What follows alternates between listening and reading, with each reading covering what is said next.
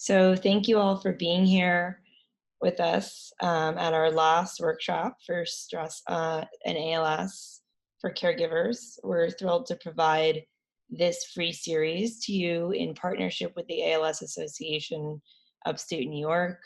Um, and all of these workshops are sponsored by Mitsubishi Tanabe Pharma America. We're so grateful for their support and for seeing the need for this service. Today wraps up the caregiver portion of the Stress and ALS series. So if you are attending this live, please note that content from the workshops over the last 2 weeks is going to be discussed. And if you haven't seen both of those recordings, I just suggest doing so after this. I did send an email around last week. If you did not get that email and you're here and you want to go back and rewatch workshop 1 or workshop 2, you can email us through the beyondmybattle.org website, and I can send that directly to you. But all 3 recordings will be available via your ALS chapter, the ALS Upstate New York chapter, after the series wraps up. And if you are listening to a recording of this, I do recommend going back and watching workshops 1 and 2 of the series first. We'll be providing a patient portion of this in early 2021 for ALS patients in the area, and that series will, again, similarly explore the topic of mindful stress management, but will address it from a patient perspective. And lastly, for those who are attending live this evening, please feel free to use the Q&A box. It's either at the bottom, right now it's actually on the top of my screen, but in the bar of things that say mute, or well, you might be muted anyway, but my bar certainly looks different than yours, but there is an option for Q&A with 2 little speech bubbles above it. So you can use that at any time to enter a question if it pops into your mind, or you can save your questions for the end, and I will answer all questions at the end. So yeah, let's go ahead and get started. So first of all, for those who are new or maybe missed the introduction last time, my name is Martel Catalano. I run a nonprofit organization called Beyond My Battle. We're based in Saratoga, New York, and we help both patients and caregivers with managing the stress that comes with living with any kind of illness or disability or rare disease. And we tend to take a approach that's a little bit different. We really address everything through a mindfulness, compassion perspective. So that's a little bit about me, my voice that you're hearing these last 3 weeks. But in the last 2 weeks, we talked a lot about what stress is, how it presents itself in behaviors and physically in the body, how it has a lot of times it's exhibited like on the surface, but there's a lot of emotions under the surface stirring about. We talked about, we started to get familiar with our personal stress profiles and the profile of our loved one. We touched on communication here and there, but today we're really going to focus on communication. So first, we're going to touch on the power of relationships. People ask me all the time, what is your number 1 recommendation for stress management as a patient or as a caregiver? And I always say, without a doubt, relationships. And I'm going to explain why. Relationships go hand in hand with communication. And therefore, we will talk about why it's important, why communication is a really important ingredient for creating calmness, why it's even part of this conversation with stress management, and so communication is an important ingredient for calmness, but also calmness is an important ingredient in communication. So we'll talk about that too. And then I'm going to go through some examples and explanations of what's helpful, what's hurtful, touching on how we say things, when we say them, external factors when communicating. And importantly, we're going to talk about adapting to changes in communication when your loved one is living with ALS, and what we can do as caregivers to be more adaptable. And then lastly, I want to leave you with some takeaways or mindfulness-based suggestions for being a strong, supportive caregiver. So I frequently hear how difficult maintaining relationships and having good communication are, no matter the diagnosis. So when a health challenge enters the picture, a few things happen, right? First, there's panic. We go into fight or flight mode. So we're not really thinking about subtleties or formalities or soothing. We talked in week one of this series about how all different kinds of stressors fuse, and when you're living, well, both when you're living with or caring for someone with a diagnosis. We've got like social stressors, biological, cognitive, we talked about financial, emotional. And so that gets really confusing and really hard to sort out, like we discussed. And that impacts communication and strains relationships. And, you know, uh, no surprises there, no surprise there. And don't worry, by the way, that webinar where we talked about all that will be available afterward. And like I said, and I'll send some material around that you can always come back to when addressing those things. But so speaking of emotional stuff, there's all that underlying, all the stuff under the iceberg, emotional stuff like diminishing self-worth or building anger that's building that makes things also difficult. Our stress behaviors that are on the surface, like we talked about, appear so unconnected to what's actually happening on the emotional level. So again, all these things, it's no wonder and no surprise that relationships and communications get strained. It's understandable to want to throw in the towel on this, of course, and to try to give up to give up trying to improve communication or nourish relationships. Um, so although that might be easier to do, it's definitely not the answer. So, why is that? Because engaging with others is our natural human response. This quote from the Dalai Lama here, if you've had a chance to just read it through quickly, really catches why. So we are born, quote unquote, soft wired to connect with others for our very, very survival. We, just think about an infant for a second. If a baby isn't connected to someone else, it literally cannot survive. We were all babies once, obviously. And yes, we grow up and we don't need to be fed or kept warm, but we now know that human connectivity continues to play a major role in our health, not just like in those developmental years, but over the course of our lives. In fact, some of you may have heard of this, but there was a 80-year-long study, 80 years long, from out of Harvard, that began in 1938 and wrapped up just a few years ago.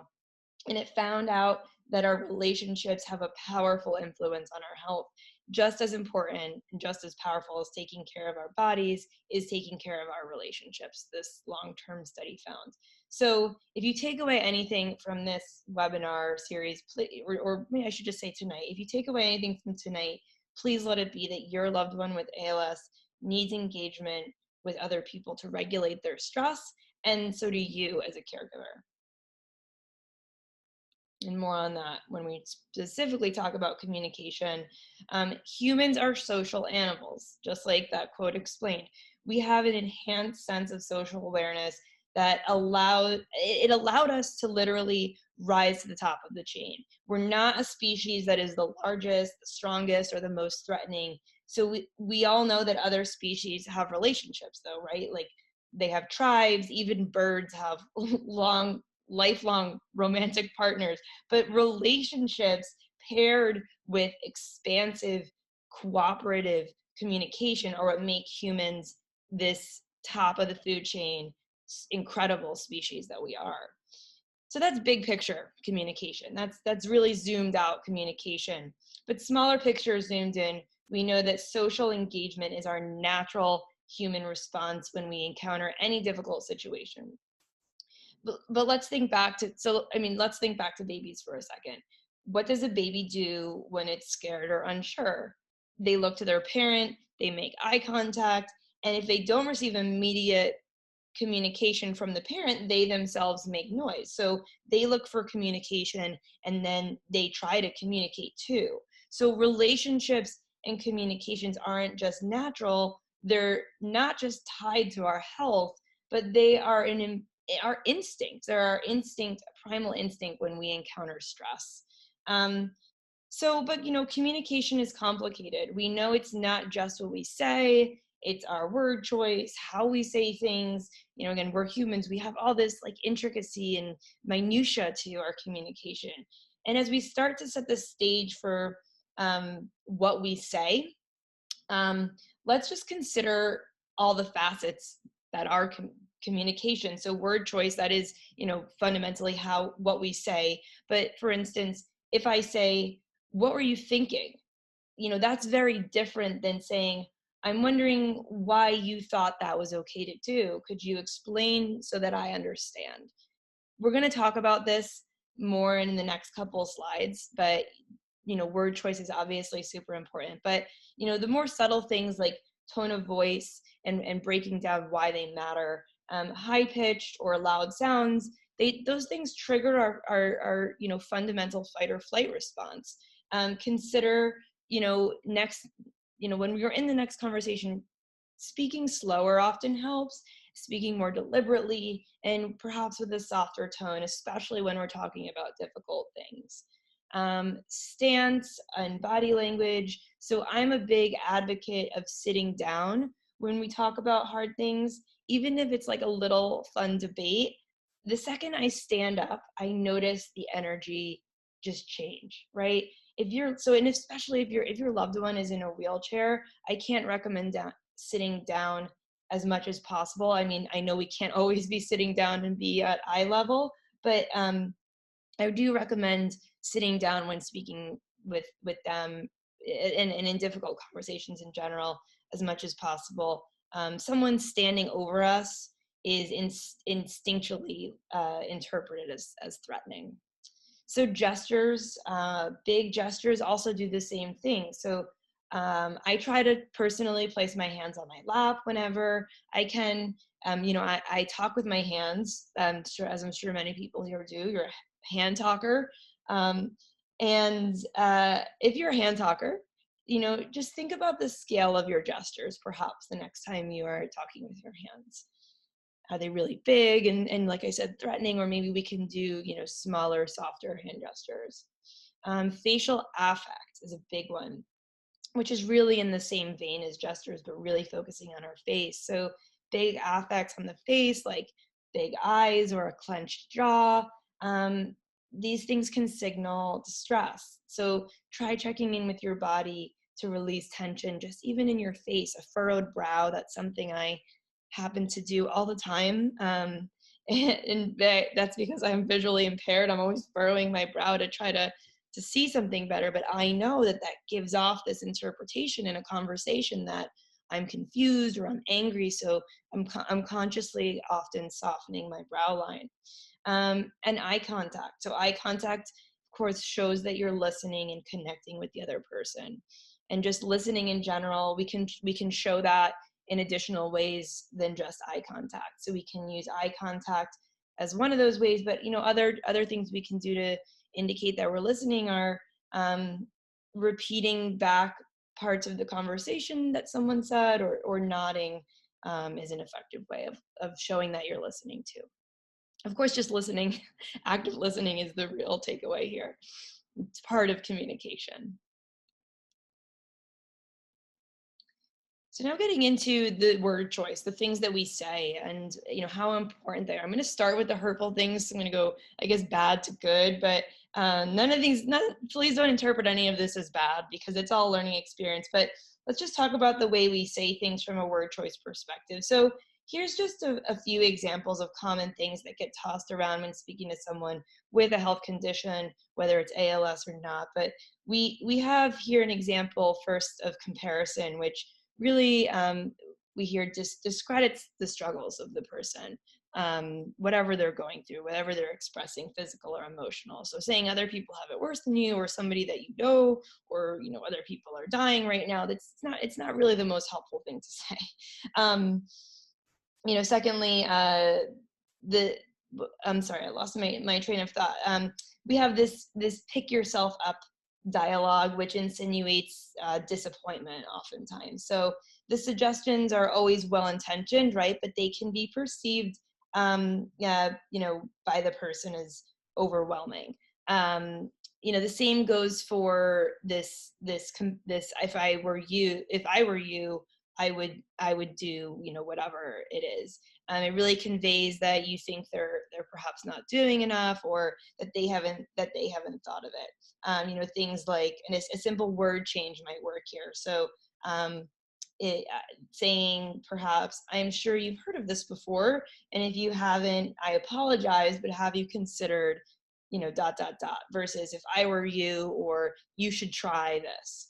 Um, and lastly, the queen of the well-intentioned things that we hear a lot of the time is assuring the person that everything happens for a reason or is all part of a plan. So as someone with a rare disease myself, I can attest to the feelings that this brings up, which are simply just not great, and not really fair feelings. And I suggest instead actually the opposite. So saying something, if this is the kind of situation you're in, saying instead, like, "Man, that this really stinks, and life just doesn't make sense sometimes. I'm sorry that you have to deal with this, and I can't imagine what it's like, and I'm here for you."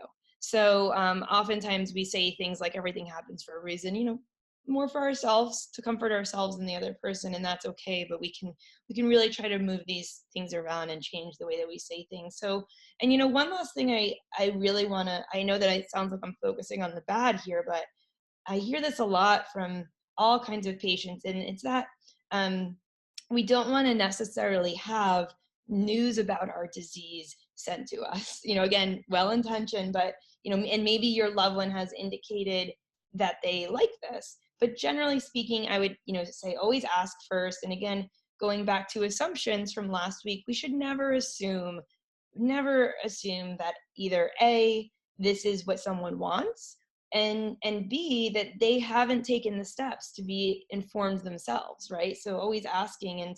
And before we move on to what's helpful, I want to say that these tips aren't just for you. So if you notice other people around you, whether they're people, loved ones, or even strangers, using some of this kind of language here on this slide, it's okay to explain why it isn't helpful for your loved one, or why it might hurt their feelings, or why it's not helpful to you. Um, so some other things I've heard people share about ALS particularly, that aren't helpful, are friends telling the person about someone they knew who lived with ALS, right? So going back to this first bullet point here about comparison, nobody really likes to be compared to someone else, and um, especially if their situation didn't turn out well. So it's okay to tell somebody this, a stranger that's talking to you about someone they know with ALS, if this makes you feel uncomfortable. Um, I know for me, there's a few words that I really dislike, and I try to correct people on. So when people, for instance, say, "So and so is suffering from," or I recently had an article written about me saying, "Martel Catalano is suffering from this disease," I like to offer instead the words "living with" or "managing" this disease. We should never assume that someone is suffering if they haven't said so. And the same goes for, the ALS news thing. If people are sending you stuff that you don't want, it might feel like they assume that you aren't already informed. And so you can ask them to stop, and to let them know that you're on top of it in a nice way. So ultimately, what I'm trying to say is that we have a choice in these situations. We can, with other people, that is, we can use them as educational moments, or we can let them go. We aren't always in the mindset to educate or be an advocate, but we can let ourselves get upset and not do any, and not do anything about it, or be reactive and get angry with people. So we want to control what we can in these moments, which is often our response. Sometimes that response, like I said, could be, just letting it go, not doing anything about it in that moment, or it could be using it as a teaching moment for the other person. So yay, getting to helpful stuff. We talked these last couple of weeks about stress behaviors. So sometimes your loved one, I just want to say, is going to do things that are less than ideal, right? And instead of blaming them, we can try to validate their experience or their feelings, or ask them about their experience or feelings. And this is a more compassionate alternative. And sometimes it's not just about changing the format of what we're asking, like I began to imply on the last slide. One thing I really recommend in this situation is using what I call I statements. So I statements are helpful because they stop us from putting blame on the other person. For example, oftentimes people who are losing their independence become angry when they have to ask people for help. And asking for help is a trigger of theirs. We talked about triggers last week. Um, Instead of saying, "Why are you so angry?" or "Stop being so angry," or alternatively, not saying anything at all or harboring those feelings that you're having, you might suggest, um, I'm noticing that you get angry when you have to ask for help. And maybe you take a pause there, or maybe you continue on and say, "Am I right?" Or "Is this something you've noticed too?" So that's a little different, really much different than saying, "Stop being so angry." Um, so these I statements can encourage dialogue if you are feeling your loved one is open to it or available to it. Another thing the I statements do is they encourage that, or sorry, they really acknowledge that you're not sure, and that's okay, right? They acknowledge, I don't know, I'm noticing, I'm wondering, I've been feeling, I'm curious. These are great ways to start sentences, to take the blame off of them, but also use that fundamental curiosity. If I was giving a lecture about mindfulness right now, I would tell you that curiosity is one of the fundamental components of being a more mindful present person, being curious as to what's there. And all of these statements really start to do that. Yeah, so as your loved one's communication becomes more limited, um, we're going to talk about that next, but you're likely going to need to adjust some of this, and I'm going to talk about that in just a minute. But it's also really important to note that these conversations, they can't just happen anytime. um, Consider some external factors, which I have here at the bottom of the screen. um, Consider external factors to the conversation when thinking about having it. Where are you? Are there other people around? What is your loved one's energy like? Like literally, do they have energy right now to have this conversation? Um, is it an already stressful day for them? Or for you, for that matter, right? And do certain procedures or medications impact their mood or their energy? And does the kind of thing that you're saying or asking require a lot from them at a time that they really can't give it? So really, there's a lot to consider when having these conversations. It's not just, like we said, what you say, it's how you say it. It's also when and where you say it. So what is really best, concluding, my spiel here, is to wait until a time when you're both relatively calm. I know that that can't happen all the time, every time, but waiting till a time where you're both relatively calm, because when we're in a fight or flight mode, that's that stress mode. If we did this like right after we got the results back of an exam, or right as we're walking into the doctor's appointment, or right as somebody had a fall, or right as you had a really stressful day at work, we're in that fight or flight mode. Like we discussed in week 1 of this series, our body behaves in different ways when we're in that mode. So fight or flight causes us to respond from our survival brain, that primal brain, and we don't even tend to fully comprehend things that we hear when we're in that state. We're just reacting. We're just coming from a survival place. So people might not actually hear you if we're having this conversation when they're really stressed out, or really, digest what you're saying. So when we're here, in that state, everything is black and white. We're impatient, we feel threatened. So it's not the best time for anything emotional or that requires a lot of thought.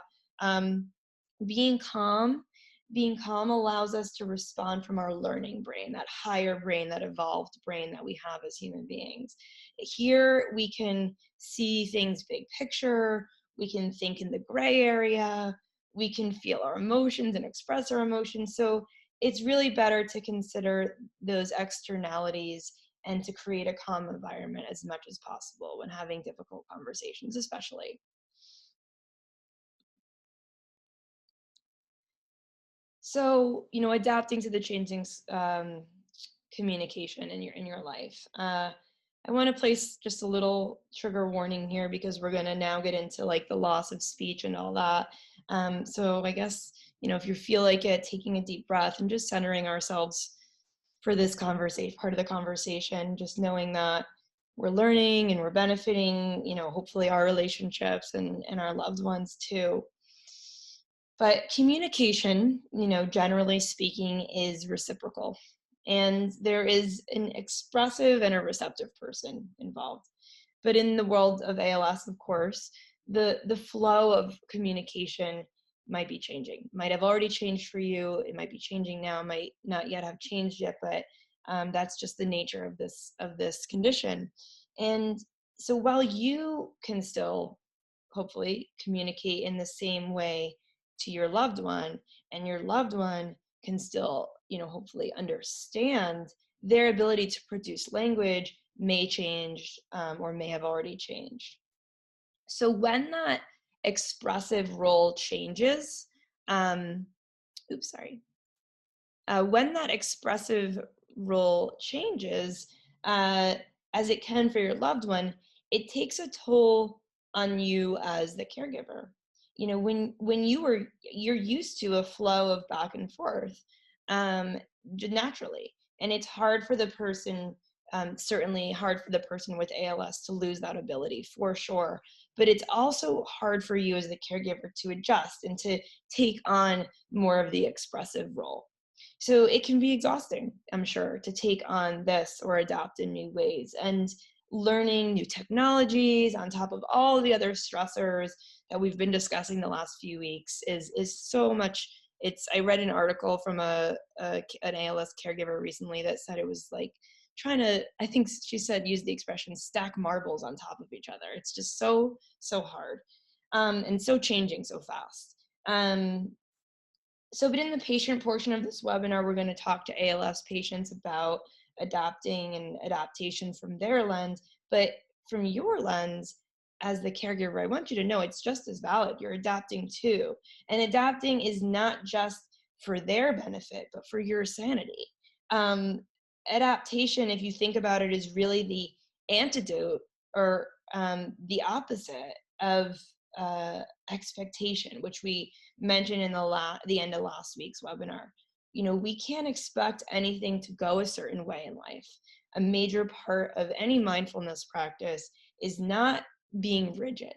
In other words, knowing that things are uncertain and unpredictable. And in these moments, we need to be adaptive. So in my work, I see the following qualities to be part of adaptability. And if you have any to add, please do in the chat. But first, starting with compassion, we talked about compassion in week 1, how it's different than empathy, and it not only requires us to put ourselves in the other person's shoes, but extend our kindness and our love to them. It's kind of baked into the very premise of being adaptive to me, because we're not going to adjust or adapt without probably wanting to do so, in this case specifically, without wanting to do so from a compassionate place for our loved one. Patience, huge, of course. There will certainly be changes to communication, like we said, and like you all know so well, the flow and the pace. And I personally cultivate patience myself by practicing just little breathing exercises. I did it just today in the long holiday line at the post office, which was, spaced, everyone was a zillion feet apart. So you walk in and it was like, the line was so long. Right then and there, I was like, oh gosh, I'm in for, needing to practice some patience. But practicing patience in these mundane, everyday moments builds up patience that spills over into difficult situations. So just like any of these things, really, the more we practice and the more we cultivate, and I would say the same again if I was giving a real mindfulness lecture, but the more we practice anything, we build that muscle. And practicing in patience, for instance, in those mundane moments, everyday moments, makes it that it will be more available to us when tough times come. So flexibility, it's almost synonymous with adaptability, but I see adaptability more as an openness to changing states and patterns and thoughts and ideas and so on. Something outside of us changes, and then we adapt to that change. But flexibility seems more to me as this willingness to handle an unexpected circumstance, or to make a compromise in the moment. So we're flexible, we're bendable. Um, and then creativity. I mean, I don't know if we would have thought of this one, or perhaps just thinking about adapting to circumstances, but uh, it's a trait that I find so important here. How can you meet this situation with creativity? It can be a small act, as in adjusting your conversations for yes or no answers during times of your loved one's tiredness or overwhelm. That's a creative response to, maybe it's providing a hand symbol that you guys came up with together. And I know a lot of you have these practices, I'm sure, already going on.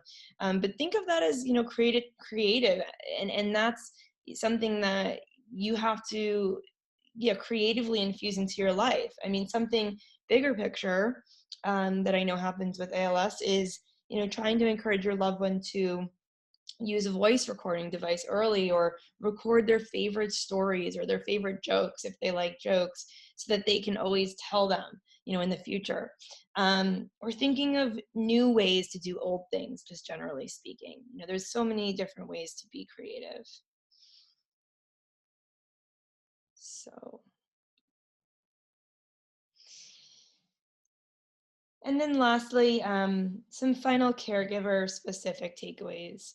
So maybe some of you signed up for this webinar series thinking we'd be talking all about stress management tools the whole time. But like I said in the beginning of this series, all of those tools will be just band-aids if we don't first get to know stress and how we individually respond to it.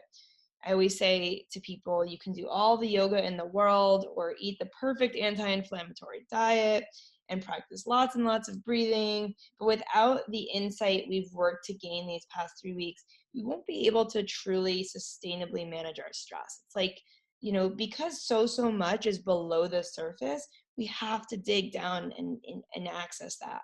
So treating anything above the surface doesn't tend to the roots, right? We, just think about a plant. Just if we tend to the petals, we're not gonna of a diseased plant, we're not gonna take care of what's below the surface. We got to go in there to the roots. But I want to wrap up by offering some more mindfulness-based suggestions for cultivating a sense of caregiver calm. At the start, taking care of yourself, of course. I just said that, some of these things are band-aids, but, if you're practicing all the other stuff at the same time, never lose sight of taking care of yourself, your body, your mind, your friendships. Remember that self-care, again, isn't just a bubble bath. It's boundaries, it's personal time, it's walks outside, it's hobbies. Tend to yourself, and remember always that caregiver guilt that might pop up. So self-care is not selfish. It's actually for your loved one. You will show up to the relationship better when you start to take care of yourself. Grumpy, unhealthy, resentful people don't make great caregivers. So first off the bat, caring for yourself. And then, giving yourself some credit. So, probably, so hard to do, but if you're not getting external validation about, giving yourself credit, find ways to acknowledge it and give it to yourself, reward yourself. Remind yourself of how much you're helping. If you need, something more concrete, perhaps you can try making a list of the ways your caregiving is making a difference, so you can refer back to that list when you're feeling low or helpless. um, and then looking for the silver lining. It can be hard to look for this when your loved one is faced with ALS, but both patients and caregivers often report that their experience has given them something. So whether it's strength or patience or resilience or presence in the here and now, finding that silver lining, if we can, is so, so helpful. Um, this goes hand in hand with gratitude. We can practice gratitude for things outside of, the ALS or the caregiving. In each and every moment, we can work to think of something that we are grateful for, whether it's a favorite meal or laughter or a television show that helps us laugh or relax, a friend or a family member, something beautiful in nature, or the earth itself. At times I have kept a little journal next to my bed and wrote one thing down each night or each morning. If you like to journal, this is a great practice. Or, you can just think of that one thing right before falling asleep, or first thing in the morning, making that a habit. Um, this is also goes hand in hand with being more mindful, and each and every time that we find gratitude, try to find it for the now. Something here, something now. If it's in the past, it's not invalid, but we can always work to become mindful and find gratitude at the same time, and it's a great way to become more present. um, and then celebrating the small stuff. So your efforts, they really do matter. Again, this kind of goes back to the external validation and giving yourself credit, but you know can no matter how small it is, your adjusted tone of voice, your willingness to pause and reflect before you react, you're sitting with the difficult feelings, as well as all the logistical stuff you do. So these are huge, and they're huge for your loved one, and this might be a nice list to make too, actually. um, and then practicing acceptance. I say practicing here because, again, it's like something that we tend to over time. It's actually a word that I struggle with using myself, because I'm not sure that we can ever truly accept such a difficult or a painful thing. I'm not sure, but we can work on it and we can practice it. I think of acceptance really as, more of a journey than a destination, to use a really cliche example. But in those moments that we have about why me, or why this, or why for my loved one, consider that there's no real answer and that that's okay. And the time that we spend on these questions is time that we'll never get back, right? So try to see your life as simply the way it is. I know it's so much easier said than done, but I have a great book reference and recommendation here. I highly recommend the book called How to Be Sick, by Tony. It's female Tony, Toni Bernhard. Um, and I think the spelling of the last name is Bernhard. How to Be Sick. It's not just good for patients, although the title insinuates that, but it's really great for caregivers too. And honestly, I would recommend this book to anyone on earth. And then lastly, so important, as we've been talking about communication this whole lecture, find communication outlets for you. So we just went over so much, like why turning to others in stressful times is a fundamental human response and good for our health and really calming. You deserve that too. And, finding at least one person who maybe you'll know now, or maybe you don't know yet, that can be with you in difficult times without comparing themselves to you, without judging, is so, so important. And on that note, I just want to say that there are some support group options available, specifically for ALS caregiving. The ALS Association of Upstate New York offers local groups just for caregivers.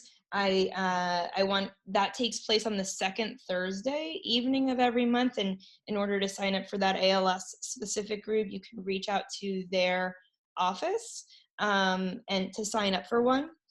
And we at Beyond My Battle also offer support groups. They meet every Tuesday evening, every week, and they're online. You can sign up for them through our website. They're a little different format. There's caregivers of all sorts in those groups. So if you're looking to talk more, less perhaps about the specific ALS challenges and more about just the emotional stuff that we've really been discussing these past 3 weeks, like all that stuff under the surface, under the iceberg.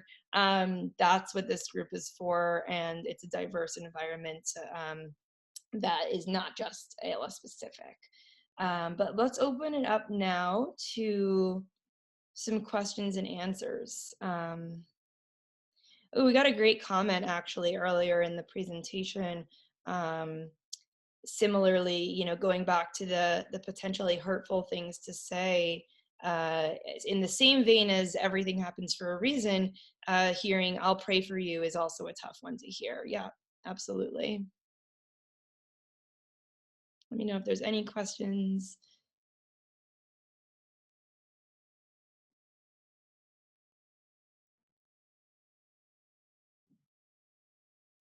Oh, not getting any questions, so it looks like oh, I did get one. What kind of training have I had? So I'm not a mental health professional. I should have said that at the beginning. I'm not a therapist.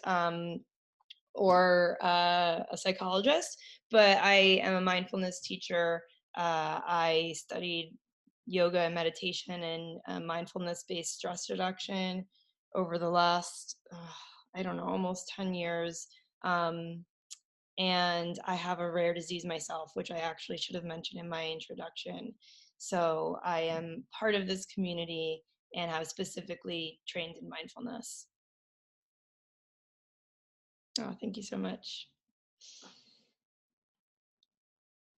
I will also say that my mother is a psychologist. So I was raised around these kinds of difficult conversations, and we had to really work through my diagnosis, which was, years and years of denial and uh, clinical depression and clinical anxiety, and my journey was really difficult through my teenage years, and in my 20s.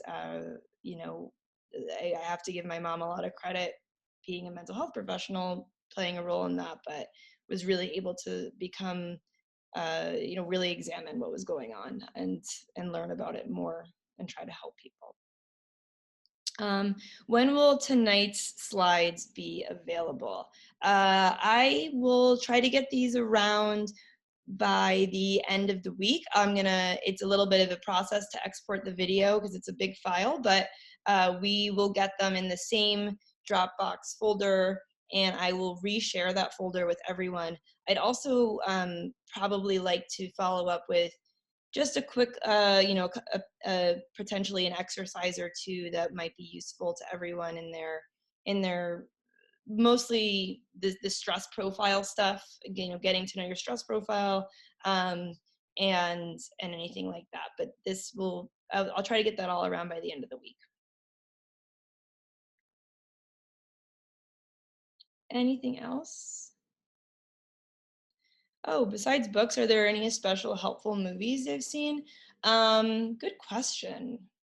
I will say that, like, I tend to get really sad when I watch things, and perhaps by my own admission, I sometimes avoid that, but I'm getting better at watching things that make me sad. I watched just 2 nights ago actually a documentary on genetic modifications and CRISPR technology, which is something that impacts my disease. So I thought I would be, maybe triggered by that, but I ended up just, sitting with that, with the feelings, and it was actually a great documentary that was called Human Nature, if you're interested in learning about that stuff. But I will say that a friend of mine, a dear friend of mine, who we're partnered with on the, the podcast that we offer at Beyond My Battle, um, is called Unfixed. Her name's Kimberly Warner, and she's creating a documentary called Unfixed. You can go to unfixedfilm.com to watch the trailer. Heads up, there is a character not a character, sorry, it's a documentary. There is one of the subjects in the documentary has ALS, and oh man, it is so moving, just even the trailer. But they have a whole series on YouTube, if you Google or if you search on YouTube for Unfixed. And the person with ALS has to be the most inspiring person I've ever said. And I know that some people don't like to be called inspiring, but I've talked with this person myself and, discussed that that's okay with him, going back to potentially hurtful things. Some people with illnesses and disabilities don't like to be called inspiring. Again, kind of something to ask, but yeah, this gentleman with ALS is absolutely amazing, and I highly recommend Unfixed. I don't have specific movies, but I will say at beyondmybattle.org we have what we have just called a resource library. So it has a section on books. That How to Be Sick book is in there. Another book that I really recommend for a couple books that I recommend for caregivers in our resource library are Mindsight by Dr. Dan Siegel. That's really a great one, especially with all things communication. And a book called Self-Reg by Dr. Stuart Shanker. That's the framework we talked about in week 1, those domains of stress.